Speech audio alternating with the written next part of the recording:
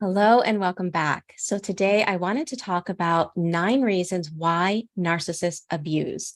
And you are definitely going to want to watch until the last one because that is the one that is the most important. But the reason I picked this topic is because I feel like people that wind up abused by narcissists wind up internalizing and almost blaming themselves for the abuse. You might find yourself in different kinds of unhealthy relationships, whether it's friendships or significant others, and you might be thinking that there's something wrong with me because I keep attracting these kinds of people. Why is it that I can have a relationship with healthy people? What is it about me? And so I really want to shine the light on reality and the reality of why narcissists abuse, hopefully so that it takes some of that internalized shame away from you. And after you hear the last one that I'm going to mention, hopefully it gives you some empowerment to change your circumstances. Okay. That being said, let's dive in. For those that don't know me, my name is Michele. I'm a certified trauma-informed recovery coach. I specialize in helping people recover from narcissistic abuse and complex PTSD. I'm also the founder of the accredited coaching certification program that helps people to shift from survivor to coach like I did. In fact, the next class is starting in June. I'll leave the link there for anyone that wants to check it out. Okay, so let's talk about those reasons. Number one is that if you're dealing with a malignant narcissist, it's different than somebody that is narcissistic, right? Somebody that can be high on the scale and be very self-entitled, very selfish, very into themselves, and not be a malignant narcissist. When they step into that realm of being a malignant narcissist, now they are abusive and manipulative. Now it is a disorder. And one part of that disorder, and people that have that disorder actually get pleasure from seeing other people in pain. The pain of others gives them a sense of, if they're in pain, they're here and I'm up here. I'm better, I'm superior. So they actually feel pleasure in seeing other people in pain. Another reason they might abuse is because maybe they were abused as well. And I know a lot of people will be like, well, so was I, and I don't abuse anybody. And yes, that's extremely true, right? Narcissists and codependents often have the same wound that shows up differently. A codependent can have narcissistic parents that abused them, and maybe because their trauma response was maybe freeze or fawn, that moves that person into the realm of codependency. Whereas another child, same circumstances, same situation, has a very strong fight response, they can become like the narcissist, right? So it's their trauma response that can determine, as well as the role that they played. So depending on the role that they were forced to be in, if you were the scapegoated child, you're more likely to wind up becoming a codependent, and a golden child winds up becoming a narcissist. So those are just some circumstances that can lend to which way the child is going to handle that wound. But the reality is that if that is the template through which we lived in our family system and we don't learn anything else, then we wind up recreating that family system as an adult. Number 3, narcissists abuse because they don't know how to regulate their own emotions.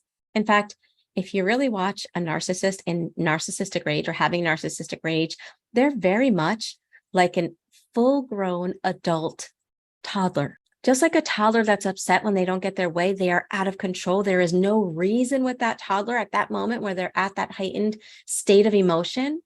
That's exactly how a narcissist is. There's no ability to handle any overwhelming emotion, whether it's pain, whether it's disappointment, whether it's being upset, feeling hurt. And so as a result, like a toddler, they act it out, and that can create an extremely abusive environment. Another possibility, right? And this is not an all exhaustive list, but another possibility is that that person was raised possibly by an addict. And we know that addicts take no responsibility for their actions. It's always somebody else's fault. And so again, children are sponges. And if that's the template that they're soaking up, that when you do something wrong and you're caught, you blame others, there's no personal growth. There's no self-reflection. It's just blaming other people for it. Number 5 is one of the most common reasons why narcissists wind up abusing is because their goal in life is to control you. They want to control your perception of yourself. They want to control your perception. Can't even talk. They want to control your perception of reality. They want to control how other people see you. They want to control who you spend time with, how much money you spend.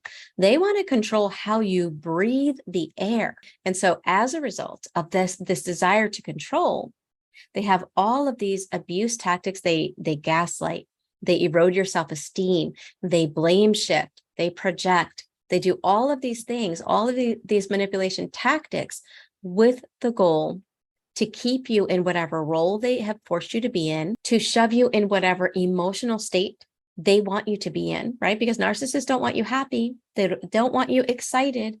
They want you depressed. They want you looking like you're sick, like you have a mental illness, because they do.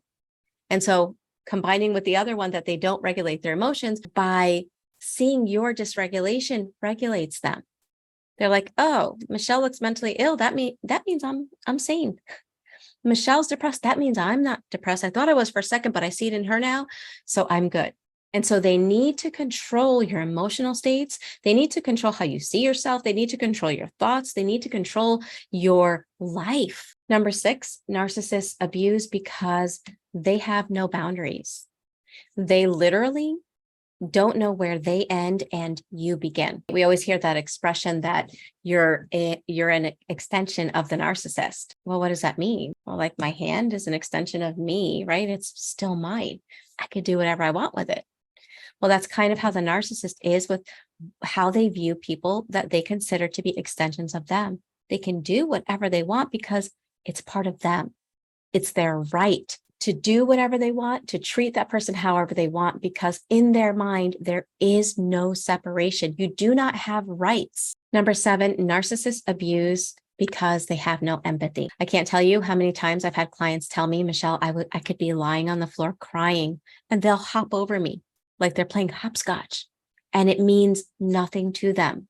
There's not an emotional component that wakes up when they see me in pain. See me happy, and whoa, that really wakes something up in them, but see me in pain and it's like nothing. I could be pouring out blood and they wouldn't think twice about it. So that's why it's so easy for them to continue abuse for so long. I know I get clients sometimes, they're like, how could they do that? Like, how could they treat somebody like that? Because it doesn't touch them.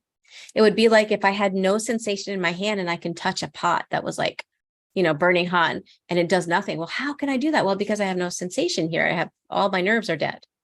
Well, their mirror neurons that allow for empathy, it's as if they don't have any, or they have so few that it just doesn't wake up inside of them.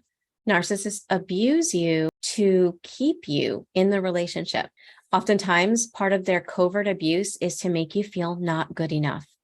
Nothing you do pleases them, right? So what happens is when you feel that low about yourself and they're chipping away constantly at your self-esteem, your self-perception, what happens is you don't think you deserve anything else. And you wind up staying and enduring abuse, really believing that it's your fault and there's nothing you can do about it. So those are 8 reasons why narcissists abuse. Again, I know that you guys can probably come up with tons more reasons. Let me know in the comment section below. I'd love to hear your reasons that you've seen as well. However, I want to mention the last one because the last one is the most important, I feel. Okay, because all of those 8 have more to do with the narcissist than they do with you.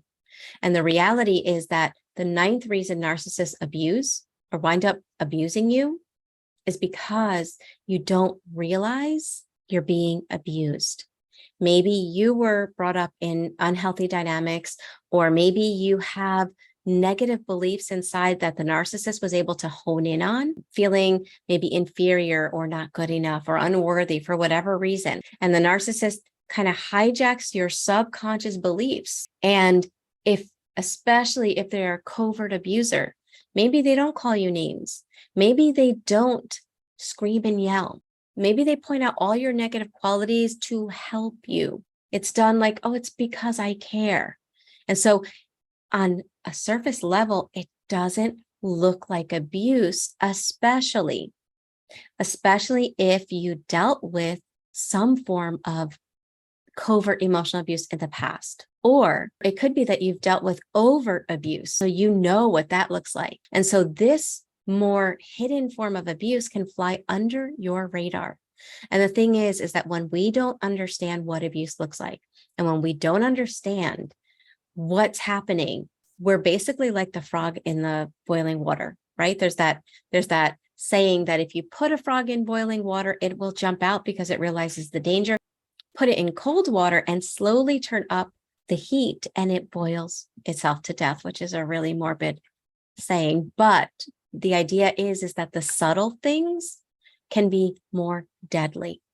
And so that's why it's so important to really understand what abuse looks like. So some quick signs that you can look for in yourself that can help you to reveal if you are being covertly abused. First sign is that you begin to change how you feel about yourself.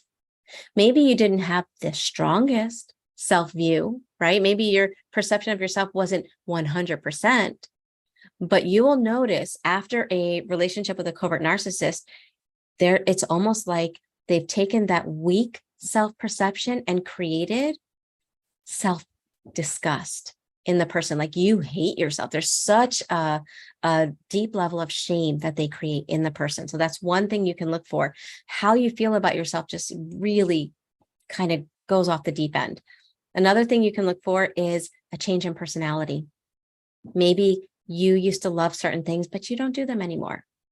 You had certain characteristics when you were out with people. You don't do that anymore. You don't have those characteristics anymore. In fact, the narcissist has them, but you don't. You no longer connect or feel connected to people that meant something to you in the past.